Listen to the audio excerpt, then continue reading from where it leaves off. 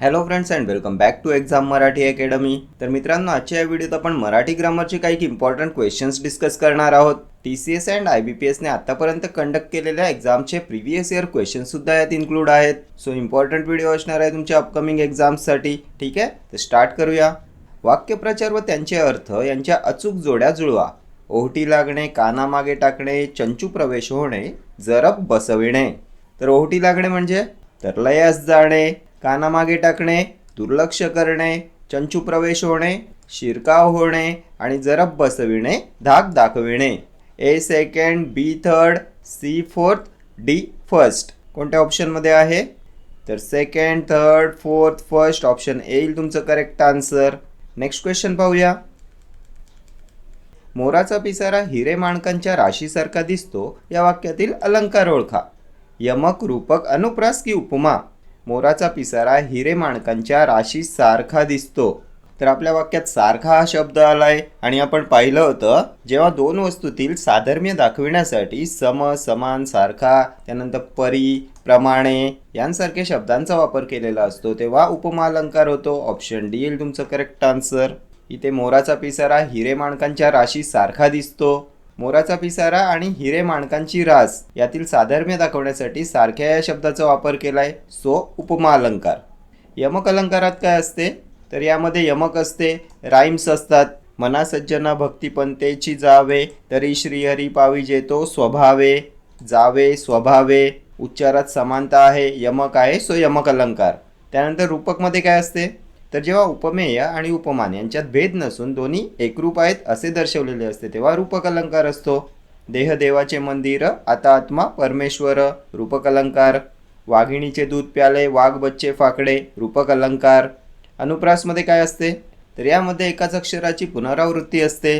बालिश बहु बायकांत बडबडला, ब या अक्षराची पुनरावृत्ती, अनुप्रास अलंकार. नेक्स्ट क्वेश्चन पाहूया. प्राणी आणि त्यांचे आवाज यांच्या योग्य जोड्या लावा.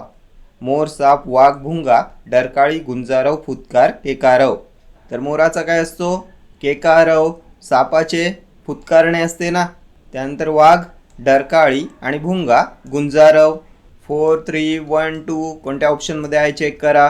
तर 4, 3, 1, 2 ऑप्शन ए मध्ये आहे. ऑप्शन ए येईल तुमचं करेक्ट आन्सर. मोर, केकारव, साप, फुतकार, वाघ, डरकाळी, भुंगा, गुंजारव. त्यानंतर आणखी कोणते ध्वनिदर्शक शब्द विचारण्यात येतात एक्झामला? तर कोल्ह्यांची काय असते? तर कोल्ह्यांची असते कोल्हेकुई. कोल्हेकुई असते कोल्ह्यांची. त्यानंतर विचारतात हंसांचा. तर हंसांचा असतो कलरव. कलरव असतो हंसांचा. पक्ष्यांचा किलबिलाट.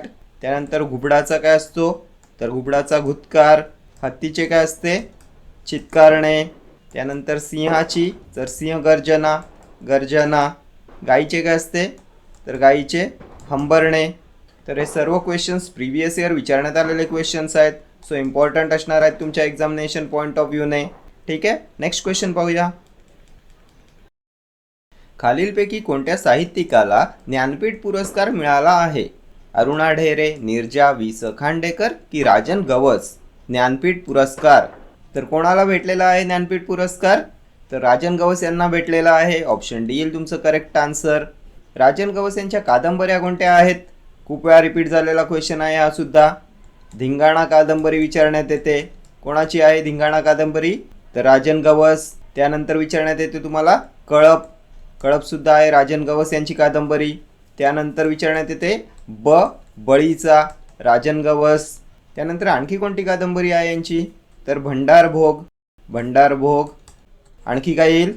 तर तणकट कादंबरीवर सुद्धा क्वेश्चन विचारण्यात आलेला आहे. तणकट कादंबरी सुद्धा आहे राजन गवस यांची.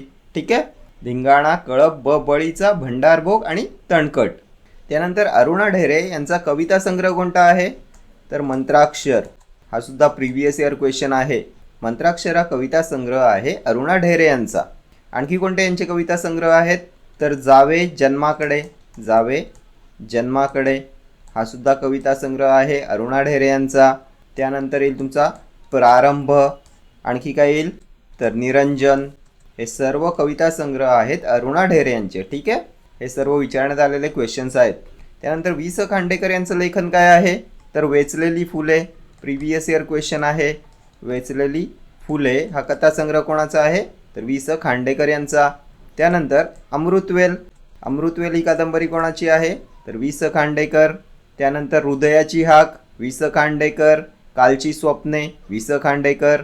त्यानंतर येईल तुमचं अश्रू आणि हास्य. अश्रू आणि हास्य हे सुद्धा पुस्तक आहे वि स खांडेकर यांचं. हे जे एक्स्ट्रा पॉईंट्स मी इथे सांगतोय हे सर्व प्रिव्हियस इयर विचारण्यात आलेले क्वेश्चन्स आहेत. ठीक आहे, सो हे सुद्धा इम्पॉर्टंट आहे तुमच्यासाठी. नेक्स्ट क्वेश्चन पाहूया. फकीरा हे अण्णाभाऊ साठे यांचे लेखन कोणत्या साहित्य प्रकारातील आहे? कथासंग्रह, कविता संग्रह, नाटक की कादंबरी? तर काय आहे फकीरा? तर फकीरा ही कादंबरी आहे ना. ऑप्शन डी येईल तुमचं करेक्ट आन्सर. नेक्स्ट क्वेश्चन पाहूया. रामाने नलाकडून सेतू बांधविला वाक्यातील क्रियापदाचा प्रकार ओळखा. प्रयोजक क्रियापद, शक्य क्रियापद, सिद्ध क्रियापद की भावकर्तृक क्रियापद? तर या वाक्यात क्रियापद कोणतं आहे? तर बांधविला क्रियापद आहे ना. हे कोणतं क्रियापद येईल? तर हे प्रयोजक क्रियापद येईल. ऑप्शन येईल तुमचं करेक्ट आन्सर. काय असते प्रयोजक क्रियापद? तर यामध्ये वाक्यातील एखादी क्रिया कर्ता दुसऱ्याकडून करून घेत असतो. इथे रामाने नलाकडून सेतू बांधविला. कर्ता काय आहे? तर राम कर्ता आहे आणि सेतू बांधण्याची क्रिया रामाने नलाकडून करून घेतली आहे. सो प्रयोजक क्रियापद. ठीक आहे. शक्य क्रियापद काय असते? तर याला सामर्थ्यदर्शक क्रियापद सुद्धा म्हणतात शक्य क्रियापदाला. या क्रियापदातून कर्त्याच्या अंगी एखादी क्रिया करण्याचे सामर्थ्य दर्शवलेले असते. करवते, खाववते, पळवते ही आहेत तुमची शक्य क्रियापदे. ठीक आहे. सिद्ध क्रियापद काय असते? तर कर, त्यानंतर बस, जा ही आहेत तुमची सिद्ध क्रियापदे. क्रियापदातील जे मूळ धातू असतात त्या धातूंचा जेव्हा क्रियापदाप्रमाणे वापर केलेला असतो तेव्हा सिद्ध क्रियापदे असतात. ठीक आहे. त्यानंतर भावकर्तृक क्रियापद काय असते? तर यामध्ये क्रियापदातच कर्ता सामावलेला असतो. उजाडले, गडगडले ही आहेत तुमची भावकर्तृक क्रियापदे. ठीक आहे. यामध्ये क्रियापदातच कर्ता सामावलेला असतो. गावी जाताना उजाडले, आज दिवसभर गडगडते, क्रियापदातच कर्ता सामावलेला आहे. ठीक आहे. नेक्स्ट क्वेश्चन पाहूया. कर्णापरी तू दिसतोस दाता अलंकार ओळखायचा आहे. उत्प्रेक्षा, अतिशयोक्ती, दृष्टांत की उपमा? कर्णापरी तू दिसतोस दाता. परी, परी शब्द आलाय. काय पाहिलं होतं आपण? तर परी, परीस, प्रमाणे, सम, समान, सारखा हे शब्द आल्यावर कोणता अलंकार असतो? तर उपमा अलंकार असतो ना. Option D. आपण फर्स्ट क्वेश्चनमध्ये पाहिलं होतं ना, जेव्हा दोन वस्तूतील साधर्म्य दाखवण्यासाठी सम, समान, सारखा, परी, परीस, प्रमाणे यांसारख्या शब्दांचा वापर केलेला असतो तेव्हा उपमा अलंकार असतो. उत्प्रेक्ष अलंकार कधी येतो? तर जणू, त्यानंतर गमे, जणू, गमे, वाटे, भासे, जणू काय हे शब्द वापरलेले असतात तेव्हा उत्प्रेक्ष अलंकार असतो. जणू, गमे, वाटे, भासे, जणू काय. ठीक आहे. उत्प्रेक्ष अलंकारावर सुद्धा खूप वेळा एक्झामला क्वेश्चन विचारण्यात येतात. हा आंबा जणू साखरच, त्याचे अक्षर जणू काय मोतीच, त्यानंतर ती गुलाबी उषा म्हणजे परमेश्वराचे रूपच जणू, जणू, गमे, वाटे, भासे, जणू काय. अतिशयोक्ती, तर ती रडली समुद्राच्या समुद्र, एखादी कल्पना आहे त्यापेक्षा फुगून सांगितलेली असते तेव्हा अतिशयोक्ती अलंकार असतो ना. दृष्टांत अलंकार, तर एखादा विषय सांगण्यासाठी दाखला, उदाहरण दिलेलं असते तेव्हा दृष्टांत अलंकार असतो. उदाहरण काय येईल? तर लहानपण देगा देवा, मुंगी साखरेचा रवा, ऐरावत रत्न थोर, त्यासी अंकुशाचा मार हे आहे तुमचं दृष्टांत अलंकाराचं उदाहरण. ठीक आहे. एखादी गोष्ट पटवून सांगण्यासाठी दाखला दिलेला असतो, दृष्टांत दिलेला असतो. नेक्स्ट क्वेश्चन पाहूया. एखादी गोष्ट वस्तुस्थितीपेक्षा अधिक फुगवून सांगितली जाते तेव्हा कोणता अलंकार होतो? तर आता ऑप्शन्सच पाहू नका, आत्ताच आपण डिस्कस केलं. ती रडली समुद्राच्या समुद्र, एखादी गोष्ट वस्तुस्थितीपेक्षा अधिक फुगून सांगितलेली असते. कोणता अलंकार आहे? तर अतिशयोक्ती केले, सो अतिशयोक्ती अलंकार येईल. Option D will be your correct answer. श्लेष अलंकार कधी असतो? तर यामध्ये एकच शब्द दोन अर्थांनी वापरलेला असतो. हे मेघा तू सर्वांना जीवन देतोस, यामध्ये जीवन हा शब्द दोन अर्थांनी वापरलेला आहे. एक जीवन म्हणजे पाणी आणि जीवन म्हणजे आयुष्य. आयुष्य आणि पाणी या दोन अर्थांनी वापरलाय शब्द जीवन, सो हे येईल तुमचं श्लेष अलंकाराचं उदाहरण. त्यानंतर शंकरास पूजले सुमनाने, शंकरास पूजले सुमनाने, इथे सुमनाने या शब्दाचा वापर दोन अर्थांनी केला आहे. सुमनाने म्हणजे चांगल्या मनाने आणि सुमनाने म्हणजे फुलांने. ठीक आहे. नेक्स्ट क्वेश्चन पाहूया. खालीलपैकी कोणता पर्याय चुकीचा आहे?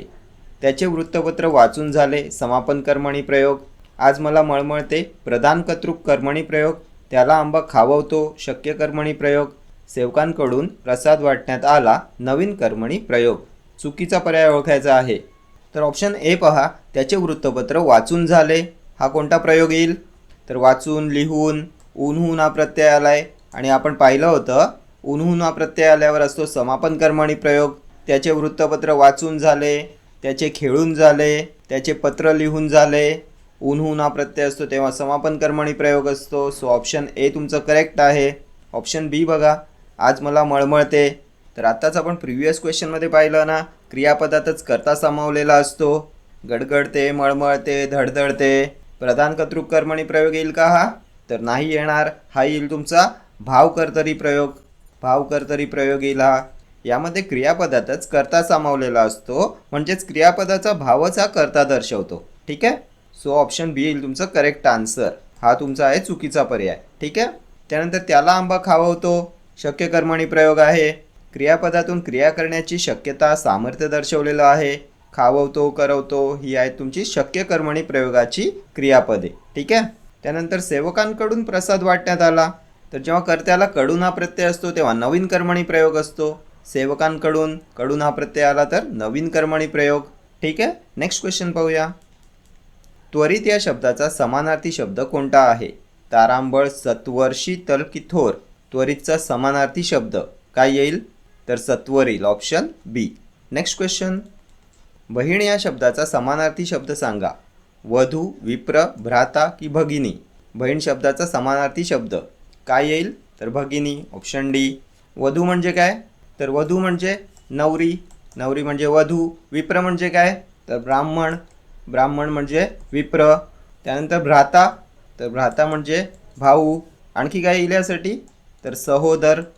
सहोदर, भाऊ, भ्राता. ठीक आहे. नेक्स्ट क्वेश्चन पाहूया. पुढील अलंकार ओळखा. हिरवे हिरवे गार गालीचे, हरित तृणाच्या मखमालीचे. कोणता अलंकार येईल? अनन्वय, श्लेष, रूपक की उपमा? हिरवे हिरवे गार गालीचे, हरित तृणाच्या मखमालीचे. तर रूपक अलंकार येईल. Option C. हिरवे हिरवेगार गालीचे, हरित तृणाच्या मखमालीचे. जेव्हा उपमेय आणि उपमान यांच्यात भेद नसून दोन्ही एकरूप आहेत असे दर्शवलेले असते तेव्हा रूपक अलंकार होतो ना. अनन्वयमध्ये काय पाहिलं होतं आपण? तर यामध्ये उपमेयाची तुलना उपमेयाबरोबरच केलेली असते. एखाद्या गोष्टीची तुलना त्याच्या स्वतःबरोबरच केलेली असते तेव्हा अनन्वय अलंकार होतो. आईसारखी आईच अनन्वय अलंकार. आहे ताजमहल एक जगती तोच त्याच्या परी. अनन्वय अलंकार. श्लेषमध्ये काय पाहिलं? तर एकच शब्द दोन अर्थांनी वापरलेला असतो ना श्लेष अलंकारामध्ये. हे मेघा तू सर्वांना जीवन देतोस, शंकरास पूजले सुमनाने. ठीक आहे. आणि उपमा तर सम, समान, सारखा, परी, परीस, प्रमाणे यांसारख्या शब्दांचा वापर केलेला असतो. नेक्स्ट क्वेश्चन पाहूया. समानार्थी शब्द ओळखा. अचलचा समानार्थी शब्द. विचल, अमर्याद, स्थिर की अवास्तव. तर अचल म्हणजे काय असते? तर अचल म्हणजे स्थिर. Option C. Next question. सर्वांना खाऊ दिला जाईल या वाक्याचा प्रयोग ओळखा. अकर्तृक भावे, कर्मकर्तरी, त्यानंतर भावकर्तरी की शक्य कर्मणी. सर्वांना खाऊ दिला जाईल कोणता प्रयोग येईल? तर हा येईल तुमचा शक्य कर्मणी प्रयोग. Option D. आपण पाहिलं होतं ना, क्रियापदातून क्रिया करण्याची शक्यता, सामर्थ्य, इच्छा, अपेक्षा असा अर्थ व्यक्त झालेला असतो. नेक्स्ट क्वेश्चन पाहूया. समानार्थी शब्दांच्या जोड्यांमधून चुकीची जोडी शोधा. निशा रात्र करेक्ट आहे. मित्र सखा समानार्थी आहे. मत्स्य मीन समानार्थी आहे. भ्रतार भ्राता समानार्थी आहे का? तर भ्राता म्हणजे काय पाहिलं आपण?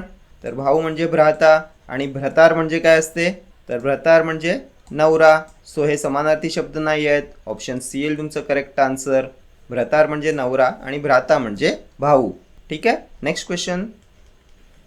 काकणभर सरस या वाक्यप्रचाराचा वाक्यातील योग्य उपयोग दर्शवणारे वाक्य निवडा. हातच्या काकणाला आरसा असेल तर काकणे सरस वाटतात. सौंदर्याच्या बाबतीत मी माझ्या बहिणीपेक्षा काकणभर सरस आहे. काकणभर सरस होण्यासाठी हातच्या काकणाला आरसा असावा. आजकाल काकणे कुणी वापरत नाही, मग कोण काकणभर सरस असेल? तर कोणत्या वाक्यात योग्य उपयोग केलेला आहे काकणभर सरस या वाक्यप्रचाराचा? तर मी माझ्या बहिणीपेक्षा काकणभर सरस आहे. ऑप्शन बी मध्ये केला योग्य उपयोग. Option B will be your correct answer. सौंदर्याच्या बाबतीत मी माझ्या बहिणीपेक्षा काकणभर सरस आहे. ठीक आहे. नेक्स्ट क्वेश्चन पाहूया. तिचे डोळे कमळासारखे सुंदर आहेत या वाक्यातील उपमान ओळखा. डोळे कमळ तिचे की सुंदर. उपमान ओळखायचं आहे. तर उपमेय म्हणजे काय असते आणि उपमान म्हणजे काय असते? उपमेय आणि उपमान काय असते? तर ज्या गोष्टीचे वर्णन केलेले असते ते असते तुमचं उपमेय, म्हणजे जी मूळ वस्तू असते ते असते उपमेय आणि ज्याच्याशी तुलना केलेली असते ते असते तुमचं उपमान. इथे मूळ वस्तू काय आहे? तर डोळे मूळ वस्तू आहे, सो डोळे येईल तुमचं उपमेय. आणि डोळ्यांची तुलना कशाशी केलेली आहे? तर कमळासारखे, कमळाबरोबर तुलना झाले, सो कमळ येईल तुमचं उपमान. ऑप्शन बी येईल तुमचं करेक्ट आन्सर. ठीक आहे, डोळे येईल तुमचं उपमेय आणि कमळ उपमान. नेक्स्ट क्वेश्चन पाहूया. आईसारखी आईच यातील अलंकार ओळखा. उपमा श्लेष अनन्वय की उत्प्रेक्षा. तर आपण प्रिव्हियस क्वेश्चनमध्ये पाहिलं होतं ना, एखाद्या गोष्टीची तुलना स्वतःबरोबरच केलेली असते. जेव्हा एखाद्या गोष्टीची तुलना दुसऱ्या कशाशीच होऊ शकत नाही, ती फक्त उपमेयाबरोबरच केलेली असते, तेव्हा अनन्वय अलंकार असतो. Option C will be your correct answer. आईसारखी आईच, त्यानंतर आहे ताजमहल एक जगती तोच त्याच्या परी. हे दोन्ही क्वेश्चन्स प्रिव्हियस इयर क्वेश्चन्स आहेत. ठीक आहे, श्लेषमध्ये आपण काय पाहिलं? तर एकच शब्द दोन अर्थांनी वापरलेला असतो. उत्प्रेक्षा, जणू, गमे, वाटे, भासे, जणू काय. ठीक आहे, नेक्स्ट क्वेश्चन पाहूया. खाली दिलेल्या जोडीतून चुकीच्या जोडीचा पर्याय ओळखा. माझी जन्मठेप महात्मा गांधी, एक झाड दोन पक्षी विश्राम बेडेकर, कृष्णा काठी यशवंतराव चव्हाण, तराळ अंतराळ शंकरराव खरात. चुकीची जोडी ओळखायची आहे. तर माझी जन्मठेप सावरकरांचं आत्मचरित्र आहे ना, सो ऑप्शन ए येईल तुमचं करेक्ट आन्सर. ही आहे तुमची चुकीची जोडी. एक झाड दोन पक्षी विश्राम बेडेकर करेक्ट आहे. कृष्णा काठी यशवंतराव चव्हाण करेक्ट आहे. तराळ अंतराळ शंकरराव खरात. ठीक आहे, नेक्स्ट क्वेश्चन पाहूया. खालील शब्दाचा योग्य अर्थ असलेला पर्याय निवडा. ज्यास कोणीही शत्रू नाही असा. सज्जन, समर्थ, अजातशत्रू की मित्र. खूप वेळा एक्झामला रिपीट झालेला क्वेश्चन आहे हा. ज्यास कोणीही शत्रू नाही असा काय येईल? अजातशत्रू. Option C. Next question. सारे जग ही एक रंगभूमी आहे या वाक्यातील अलंकार ओळखा. यमक, उपमा, रूपक की अनुप्रास. सारे जग ही एक रंगभूमी आहे. तर यामध्ये सुद्धा उपमेय आणि उपमान यांच्यात भेद नसून एकरूप आहेत दोन्ही असे दर्शवलेले आहे. कोणता अलंकार येईल? रूपक अलंकार येईल ना, ऑप्शन सी. सारे जग आणि रंगभूमी हे दोन्ही भिन्न नसून एकच असल्याचे दर्शवलेले आहे, सो रूपक अलंकार येईल. अनुप्रासमध्ये आपण काय पाहिलं होतं? तर एकाच अक्षराची पुनरावृत्ती झालेली असते. नेक्स्ट क्वेश्चन पाहूया. कावळा या शब्दाचा समानार्थी शब्द खाली दिलेल्या पर्यायातून निवडा. कक्ष, प्राणी, एकाक्ष की पक्षी. कावळ्याचा समानार्थी शब्द तर एकाक्ष येईल, ऑप्शन सी. आणखी कोणते आहेत समानार्थी शब्द कावळा या शब्दासाठी? तर याला काक सुद्धा म्हणतात. प्रिव्हियस इयर क्वेश्चन आहे काक. त्यानंतर म्हणतात वायस, काक, वायस, त्यानंतर एकाक्ष. ठीक आहे, नेक्स्ट क्वेश्चन पाहूया. हां, आणि पक्षीसाठी समानार्थी शब्द काय आहेत? पक्षीचे समानार्थी शब्दसुद्धा खूप वेळा एक्झामला विचारण्यात येतात. तर पक्ष्याला द्विज म्हणतात, द्विज. त्यानंतर अंडज येईल, अंडज. खग येईल, खग. त्यानंतर विहंग येईल. ठीक आहे, नेक्स्ट क्वेश्चन पाहूया. भावनाहीन या शब्दाचा विरुद्धार्थी शब्द शोधा. भक्त, भाविक, भाबडा की भावनाशील. भावनाहीनचा विरुद्धार्थी शब्द काय येईल? भावनाशील येईल, ऑप्शन डी. Next question. खाली दिलेल्या विरुद्धार्थी शब्दांच्या जोड्यांमधून अयोग्य जोडी निवडा. चुकीची जोडी ओळखायची आहे. तर साक्षर, निरक्षर विरुद्धार्थी आहे. मित्र, शत्रू विरुद्धार्थी. कमाल, किमान विरुद्धार्थी आहेत. अनल, अग्नी हे विरुद्धार्थी शब्द आहेत का? तर हे समानार्थी शब्द आहेत ना, अनल, अग्नी. त्यानंतर विस्तव, पावक, वन्ही. त्यानंतर वैश्वानर हे अग्नीचे समानार्थी शब्द आहेत. सो ऑप्शन बी येईल तुमची अयोग्य जोडी. नेक्स्ट क्वेश्चन पाहूया. भरपूर मार देणे या अर्थाचा वाक्यप्रचार शोधा. वनवासी करणे, टीकेची जोड उठवणे, उहापोह करणे, 14वे रत्न दाखवणे. तर हा सुद्धा खूप वेळा एक्झामला रिपीट झालेला क्वेश्चन आहे. फक्त इथे वाक्यप्रचाराचा अर्थ दिलाय. नेहमी वाक्यप्रचार देऊन हा अर्थ तुम्हाला ऑप्शन्समध्ये दिला जातो. तर काय असते भरपूर मार देणे म्हणजे? 14वे रत्न दाखवणे, ऑप्शन डी. ठीक आहे, तर हे सर्व क्वेश्चन्स तुमच्या TCS आणि IBPSने आत्तापर्यंत कंडक्ट केलेल्या एक्झाम्सचे क्वेश्चन्स आहेत. सो हे मोस्ट इम्पॉर्टंट असणार आहेत तुमच्या एक्झामिनेशन पॉईंट ऑफ व्ह्यूने. TCS आणि IBPSचे खूप क्वेश्चन्स एक्झाममध्ये रिपीट होतात.